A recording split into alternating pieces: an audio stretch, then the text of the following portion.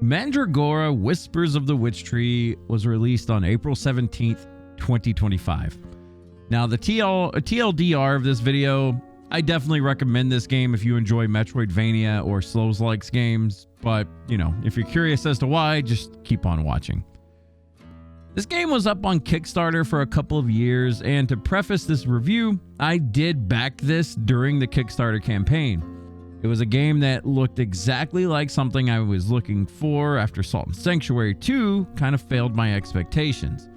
I love the art style, I love the animations and the skills that the trailer showed off. It was kind of a no-brainer for me. I currently have played through the game on all the classes, some of them multiple times, and I have roughly about 270 hours clocked in on the game. I have not played much since June, but there have been some major additions like New Game Plus that have been added recently. As with all of my game reviews, this is going to be a no-story spoiler review, and if there is a portion that I consider spoiler territory, you will be fairly warned before I dive in. We'll be going over my thoughts on the control, the gameplay, microtransactions, performance, just overall thoughts on the story, visuals, and more. So let's go ahead and dive in. First up is the control and gameplay. Mandragora at times can feel a little bit weird to play. For me, the controls felt tight, but only after I turned off action queuing in the control settings. I have a tendency to kind of double tap a button a couple of times, and this really threw me off when I needed to dodge and not attack a second time. So, pro tip for you players out there that may have a button mash problem like I do at times, turn that setting off. Everything will be well, I promise. Just turn that setting off and your queued attacks won't be a problem. The basics of Mandragora is like any other Souls-like game. You have a health bar, a stamina bar, magic and adrenaline depending on your build bars.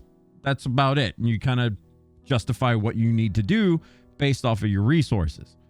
You're going to learn enemy patterns, then you're going to dodge or block while looking for openings to deal some damage. As you level up, you can dig into your class tree for new passives, stats, etc., thus creating your own build. Now, throughout the game, you will have the opportunity to dive into other class trees at certain points, so you can really mix and match something that's truly unique to you. Is the build design overbearing? It can seem so at first glance, but it's actually quite simple once you understand what you're looking for. Respeccing is a thing, and it's been made cheaper to do since the release of the game. You will inevitably find portions of the game a little tough and might need to find a solid grind spot to make your character a little more powerful to overcome said challenges. Again, this is where the Souls-like portion of the game really shines. Personally, I love to farm enemies for items and materials, but that might not be your jam. If you're good enough, you can skim through the game easily enough. There are no fights in the game that feel unfair. Some fights may have a gimmick that you don't recognize instantly, but I want to reiterate, there are 0 fights in this game that are unfair. We'll be deep diving a bit on the difficulty portion of this game later in the video, but I wanted to address this as there seems to have been a crazy amount of awful feedback from players wanting the game to be nerfed into the ground. Next up, we're going to be taking on story. The story of this game, now this is spoiler free, remind you, the story of this game is nothing to get excited about. You will probably understand most of it when you're about roughly 30% of the way through the game. It has a few twists, a few turns, but it's really nothing crazy. That being said, I didn't hate the story, but it's nothing to go bragging about either. It's there, it fits the purpose of guidance, and it's enjoyable for the most part, but, it's no Shakespearean novel, and I don't think it was set out to be that. Next up, let's go over the visuals and sounds. The visuals in Mandragora, in my opinion, are stunning. This game has an art style that I feel perfectly fits the 2D Metroidvania soul. From dreary swamps, dank sewers, to frozen castle tops and abandoned mine shafts, the world of Faeldun is gorgeous. Character and enemy animations are well done, and the bosses are pretty gnarly for the most part as well. One of my favorite abilities is called Infernal Tornado. I just thought it was visually fun to see. Creating a fire tornado that, once you upgrade it a little bit, would go from both sides of your characters and just burn everything in its path. It just, I don't know, I thought it looked awesome. I really enjoyed that. But there's many different skills in the game that, something will grab you, I'm sure. Sound-wise, everything kind of fits in place. When you clack something in the face with a hammer, boom, it sounds chunky.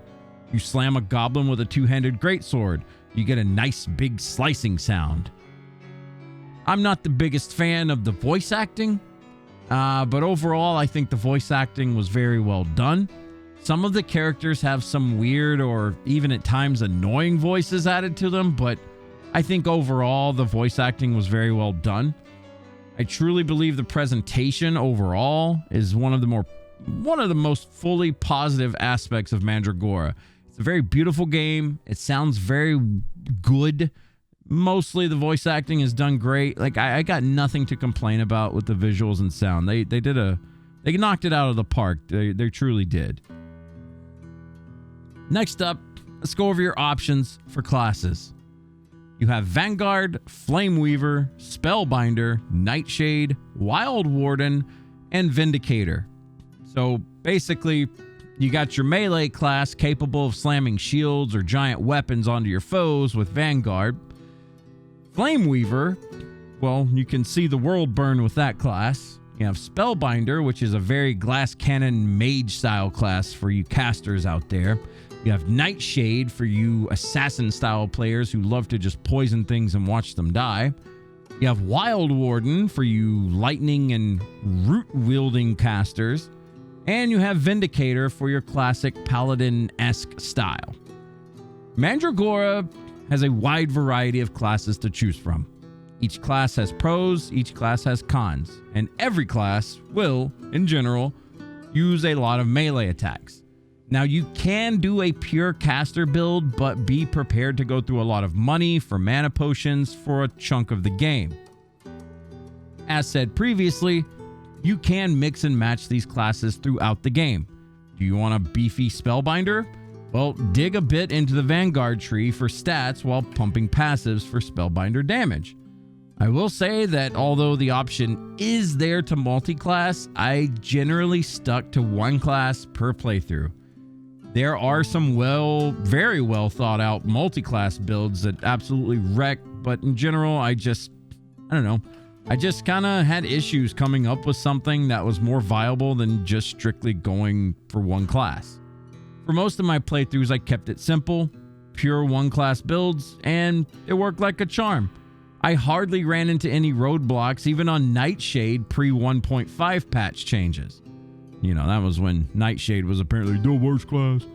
But anyway, it didn't have any problems with any class building purely for that class. I did have another issue with skills, as you will get enough skills you'll want to use, but not enough buttons to use them all. You basically have two sets of abilities you can use. You will 99% of the time use one button for light attack on both sets, mind you, both ability sets. Or at least that's how I played. This lets you use 4 abilities on top of your weapon ability. For the most part, I use my main set as my bread and butter, so I had my light attack and then 2 abilities that I would use quite often. And then I had a secondary set, which again had light attack, just in case I was on that set on accident, I could still swing. And my secondary set was basically set for buffs. So I had the same weapon, I would buff up on my secondary set, swap back to my main, and, continue on. Now, I see and I understand the direction that the devs were going for, but I hardly used it as such, and it sort of felt clunky sometimes to branch out. Skill issue, I'm sure, but that's just how I felt initially. And even after, hundreds of hours, I still... I don't know if it's a me thing or what, but I generally don't like using more than, 2 main abilities and then buffs. But, like I said, could be a me thing. Next up, let's go over difficulty. Here's the fun one. And this is the reason that I believe the game sits on a current mixed rating on Steam.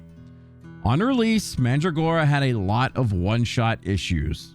The fall distance till instant death felt a little short and has since been extended a ton by now. You know, those moments when you fall into if you fall a little bit too far and then suddenly the game cuts to a cut scene where you can't control your character, but you're still falling and, you're dead. That kind of stuff. Well, now you need to fall one hell of a drop now to get that, but in the beginning it was a bit rough. Like, you didn't have to fall very far at all to just be insta-dead. Now, between that and the spike gotcha one-shot pits and traps, people were annoyed. Hell, the amount of trap one-shots were annoying me even, and I love the game overall. Well, as of July 19th, a lot of these issues have been heard and fixed. There used to be an issue with a rotating platform where the bottom of the platform would just straight up one-tap you if your head touched it. It was kind of silly. I do have some video footage of that, but I don't know where it's at. But it was kind of funny, but really annoying. That has since been fixed. That was a big complaint by a lot of people. Those are the only instances of the game that I felt were unfair. Here's where a lot of players will probably not agree with me, but I'm just going to go ahead and say it again. There isn't a single fight in this game, even on release back in April, that is unfair. Every fight has a learning curve and sometimes a gimmick mechanic. Very, very typical of general Souls-like games. And sometimes the mechanic can feel cheap, but nothing is unfair about it. Rifts in this game, well, let's just discuss rifts a little bit.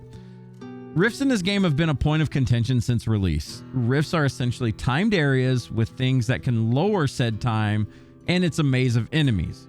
Sometimes bosses and just general stress. Personally, I'm not a big fan of these areas, but they can be made easier by spending your soul currency, which is called essence, on upgrading your witch lantern. Upgrades range from extending the timer to doing more damage to enemies inside of the rifts and such. Each playthrough, I generally dread these areas as they're just, kind of annoying more than fun.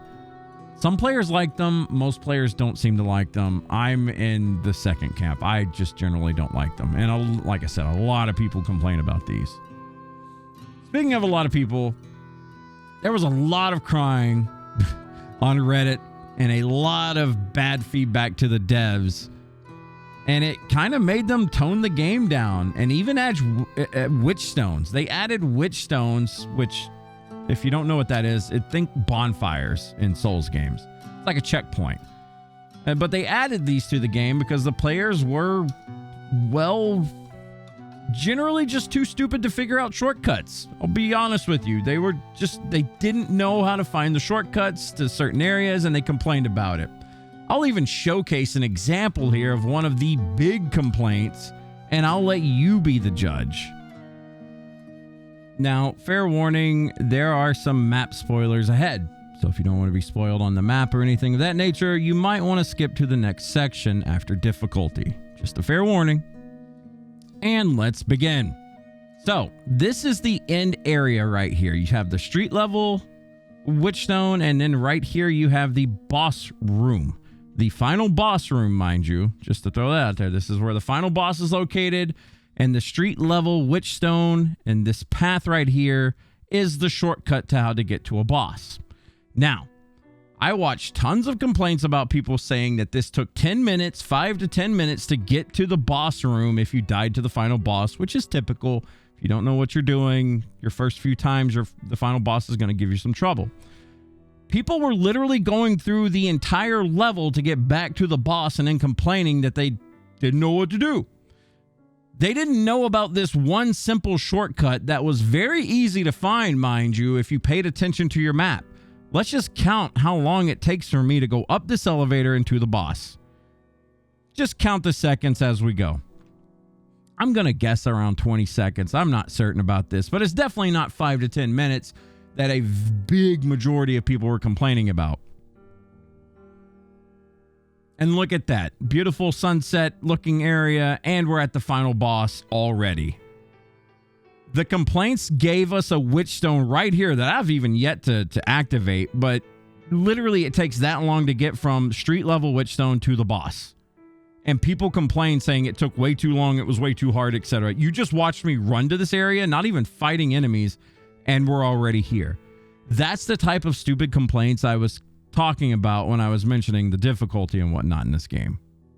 Now, I will give the devs this. They did actually listen to these complaints, and like I showcased, they added a Witchstone right outside the boss room. So they are listening to all player feedback, not just, the sweats out there, but, all player feedback they are listening to. So that is in of itself a good thing. Another big issue that Mandragora had was a bigger YouTube influencer doing a live stream playthrough and struggling and complaining and crying the whole ride. Now, I'm not here to cast stones or really discuss other content creators, but this person definitely contributed to the negative beginnings of Mandragora with a bad bias. This person had some valid complaints, but instead of trying to get better at the game, they just said this game's jank to justify terrible play. It happens. It is what it is. It just kind of sucks when a big influencer doesn't give a game a fair shake. Because, that in and of itself really does kind of kill any kind of momentum for a game. There's a lot of people out there with million-plus subscribers on YouTube, etc. And these subscribers listen to these YouTubers for their own opinions. And it just sucks that it went a bad way for this person to kind of almost look like save face because they were playing terribly. But that's just my opinion.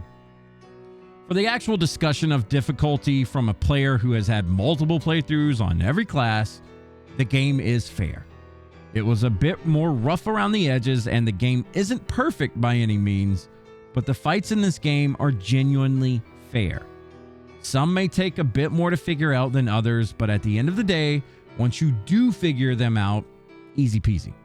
Also, yes, there are players doing level 1 challenge runs of this game, so if there's anything out there to scream, hey, you can do this fairly, and as long as you learn the fights and dodge the mechanics, there you go. One last thing about difficulty that I wanted to touch on for players that, don't know. You can make it how you want it.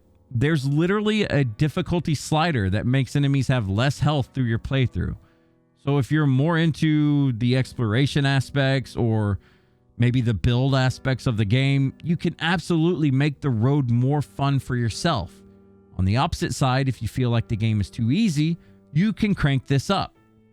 Now, as of the last update, they also added New Game Plus, which if you don't know what New Game Plus is, whenever you finish a game, you can replay it basically with everything that you currently have. I don't know about everything. I think you still got to find certain mechanics and stuff, but you go back with all of your weaponry and spells, etc. And you get to play the game at an upped difficulty rate. And you get to go from New Game Plus 1 to New Game Plus 10, I believe, is how high it goes. So there's challenge aplenty for those aspiring players. Next up, let's go over monster variety. The monster variety in Mandragora is a bit lacking. A common complaint is how many of the same mini-bosses you'll encounter in a playthrough. The rat mini-boss is something you're going to fight about 5 or 6 times through a full playthrough, if I remember correctly. The enemies you run into are sometimes copy-paste versions of previous enemies, just more health and more damage. Though this isn't as bad as something like Breath of the Wild or maybe Dragon's Dogma 2, I understand the complaints. The game has a bit of repetitiveness, but honestly, it's nothing out of the ordinary with these types of games. Personally, I feel like monster variety is fine, but I do understand the complaints at the same time. Next up, we're going over exploration. The bread and butter of any Metroidvania game style is exploration. Mandragora for me catches the Super Metroid backtrack style gloriously.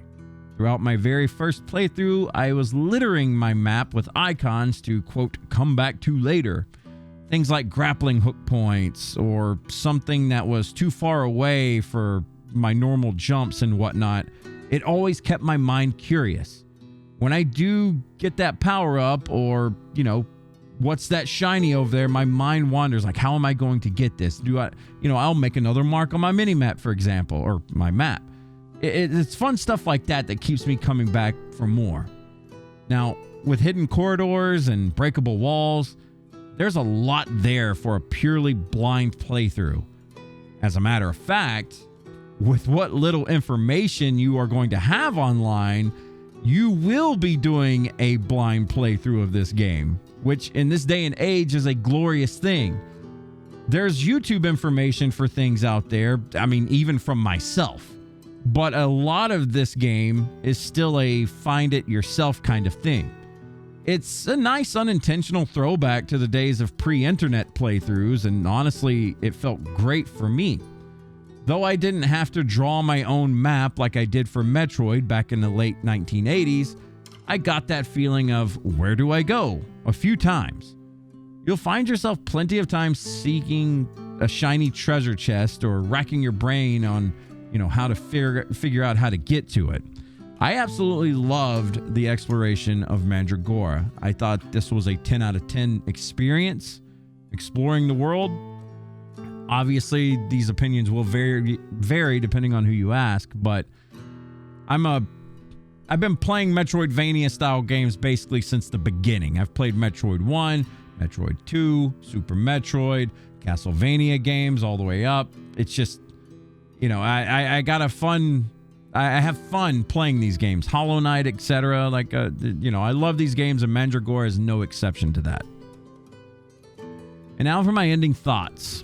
Look, I'll be the first to admit it. When I first saw this game, I fell in love with it. The art style, the idea, the visuals, everything looked like, hey, this is my type of game.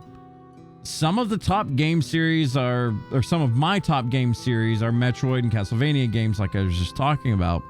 I grew up with them and I still play them to this day. I only recently played through Hollow Knight. I know, shame. But, I've recently played through Hollow Knight for the first time, and honestly, that was a real treat as well. Even though, like I said, really late to the party on that one. I know. Mandragora absolutely hit on every note for me personally. I enjoyed the combat. I enjoyed the boss fights. I thought they were a treat to figure out and to master. Some of them quite a bit easier than others, but, overall I enjoyed myself. I waited a few months to do this review. There was a lot more promises from the devs, and I wanted to see what else we were going to get. Now that we finally got a New Game Plus added, I decided, you know what, this is the time to throw out a review because a lot of people are going to be asking questions. A lot of people have been asking questions. Should I buy this game? Should I not? Etc. I truly feel like the game currently is at a much better state than it was back in April. We have new additions, like I said, New Game Plus. There's a lot of the shenanigans in the game, like getting one-shot by spikes everywhere or, things of that nature. They have toned that down immensely since release. Did it make the game easier? To a degree, but I will also say that it made the game less frustrating overall, which is a good thing in my opinion. Now, honest opinion, I truly feel if you are a gamer who enjoys games like Salt and Sanctuary, Metroid, Castlevania style games, or if you just enjoy exploring a new world with some challenge, I honestly believe Mandragora is a good pick. It's not a perfect game by any means, but this game is truly a hidden gem that currently sits at mixed on Steam, and I think that's an unfair shake, honestly. And I do believe that some of the bigger YouTubers out there kind of gave it a bad shake at the start, and I feel like that's why Mandragora didn't really kind of pop off as well as it should. But, their opinions, they're entitled to it. That's great.